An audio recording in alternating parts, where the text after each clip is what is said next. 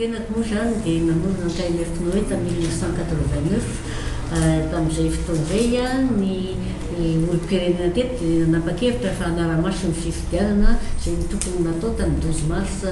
dia natao mihitsy 1989 ary tamin'izany fotoana izany ny tao amin'ny KMF Noé dia nahenika 2200 bureaux de vote dans les 4 provinces dia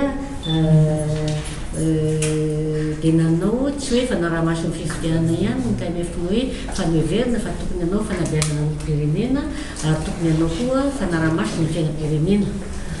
dia tamin'ny 2001 nitsara tsy ho secrétaire général ny KMF Noé intsony ny tenako fa dia docteur Bruno no nandimbiako tao amin'ny secrétariat général ny KMF Noé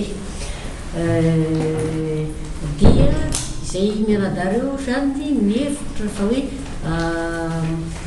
mety ho atao ny fifidianana ny tetonoty ary tsy zakay ihany ny hevitra zany fa général Sylvain Raboutoarson izay ministre de l'intérieur tamin'ny 1992 ary koa tamin'ny 1996 koa izy mbola ministre de l'intérieur dia manana zany hoe tena manana traike efa mihitsy izy ary afaka mandanjalanja ny mety sy ny tsy mety amin'ny fanaovana élection dia niona koa zahay tamin'ny Hery Rakotomanana zay président CENI dia izay efatra mianadary eo dia nanao taratasy nanoratra nyity mémorandum zay nalefanay tamin'olona maro be mihitsy tany amin'ny président Andry Rajoelina PM Jean Omer Beriziky général Dollar Soukchou président ny institution rehetra monsieur Mamra Koutourvelo président CP général de corps d'armée entre Barson président du comité conseil militaire de la défense nationale madame Atala Béatrice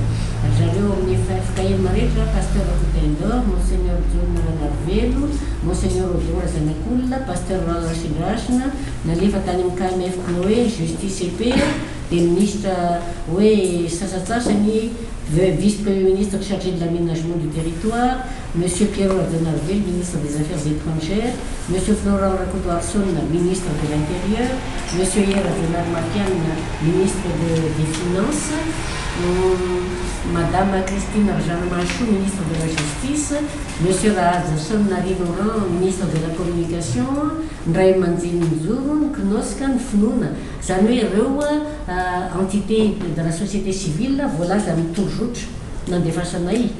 zany hoe ny Ray Aman-dreniny-joro ny Knosna za efatra dia nandefa ny zavatra io fomba fijerinay techniquement zany hoe ahoana ny fomba fijerinay amin'le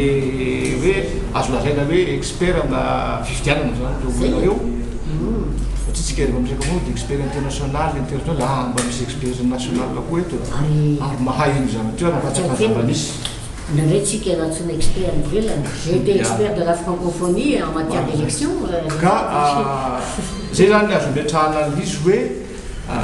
io zavatra io azo atao tsara hoe amin'ny fotoantiarana zavatra hitanareo ato azy anatin'le mémorandum dia zahay rehefa nandinika dia nahita hoe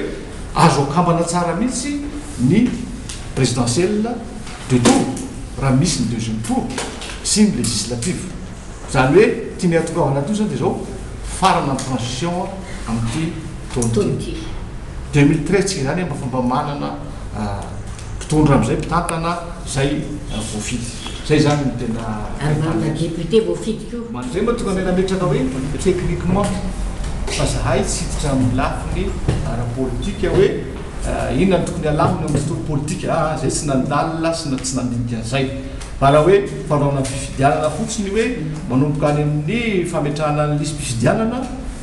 atongavana makany amin'ny foka-pifidianana dia zay ndresana teo hoe mametraka ny calendrier ary mametraka any keo an'ilay fanabeazana l'éducation électorale tena ngeza be ary tokony atomboka faran'izay aingana mihitsy zavatra io zay no tokony ametraka hoe raha ohatra ka manao an'izay ane rehefa voabe sy vita liste électorale ino moa tsy nantotosantsika le fidianana miaraka le liste électorale iny ihany no navatsika n'le anankiray miaraka ka zay mikasika ny liste électorale tompoko dia nisy liste tamin'ny juillet 2011 Ary io tamin'ny nombre d'électeurs tamin'ny juillet 2011 dia hoe 8 562 483.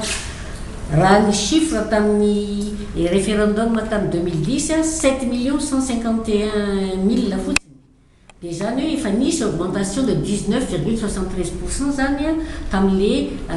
natao tamin'ny juillet 2011. Dia fiheveranay de pour avoir une liste fiable, il y a lieu de corriger la liste brute du 31 juillet 2011 au niveau des Fouktan et au niveau des centres informatiques de district.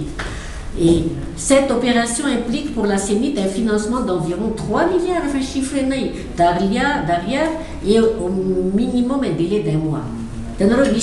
Les dépenses zany dia le hoe délai fanaovan'azy ie dia izay zany ny lazainay tamin'ity taratasy tenatenay ho marina fa hoe 14 mai nalefanay tamin'reto olona marobe. BDP anatin'io BDP mpisy anatin'io ary anatin'le le chronogramme zay mapetraka zany manaraka dia voako mihitsy ny hoe en détail hoe zao mahatonga an'io faisabilité io zavatra neritretina atao io fa tsy tokony kosa iandrasana izy fa tokony tonga dia makafanapa-kevitra zany ny rehetra maro fa voasoratra hoe 8 volana mety tokony voka ny calendrier vao mainka tsara zany raha ohatra moa zany dia any amin'ny voalohan'ny volana jona no mandeha ny convocation vao mainka ihany koa mety manana enim-bolantsika tiana soitana dia zao ao anatin'le référendum dia mamaritra zay hoe fara any amin'ny tapatapaka ny décembre naorina kely ny anaovana ny deuxième tour misy ny élection présidentielle zany mety tena iny amitsika hoe code électoral ne mamaritra fa hatramin'ny farany fahatelopolo volana novembre fa kosa ao anatin'ny code électoral anampyfidianana koa mametraka fa hoe azo atao tsara manao fidianana aorinan'io raha ohatra ka misy an'ilay io moty filazany azy ty cause majeure zany anatin'izy ny antoka dia misaisir ny SCC ny CES ngamba ny am'ty zany arota présidentielle izy ny CENIT dia azo atao tsara manao an'izy satria tsy maintsy mezery anatin'ny décembre le deuxième tour zay kosa aloha dia tsara mandainga hoe vita anaty novembre fa tsy maintsy mezery le anatin'ny volana décembre deuxième tour am'izay dia tratratsika tsara zay ny anatin'le mémorandum le nazavainay ny anada kokoa ny détail zany. Ny liste électorale nampiasaina moa zany le tamin'ny juillet teo iny le juillet 2011 nefa actualisé révision systématique révision fa tsy refonte to zay ny lazay tsy refonte fa révision fa refonte tsy avitan'izany refonte zany mihitsy sady voafaritry ny feuille de route izy eo amin'ny article 10.f hoe révision systématique de liste électorale raha tsy hoe kitiana regny amba le feuille de route zay le moa fa afaka zay fa le 8 millions resana teo le 8 562 483 rety tamin'ny 30 juillet regny zay raha ohatra ka iny ny ingana CENIT zany dia manao le révision izy actualisena tsy lavitra neny 10 millions lasa fotsiny tsy lavitra tsony ataovy an'le taux ndresana teo fotsiny io fa ny 10 millions latsaka tratratsika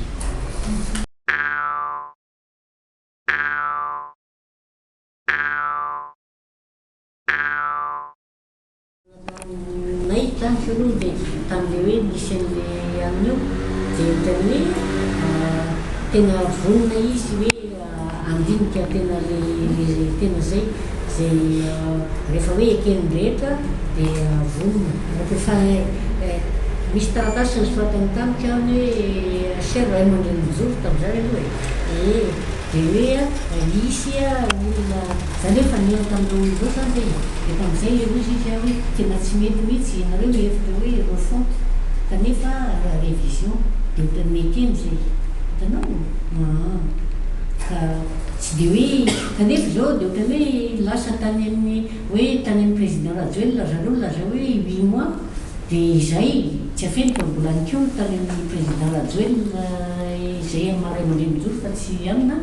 dia mbola namafisiky taminy fa dia ty le note technique nataonay efatra menadaty dia mbola heverinay fa mbola manana anjara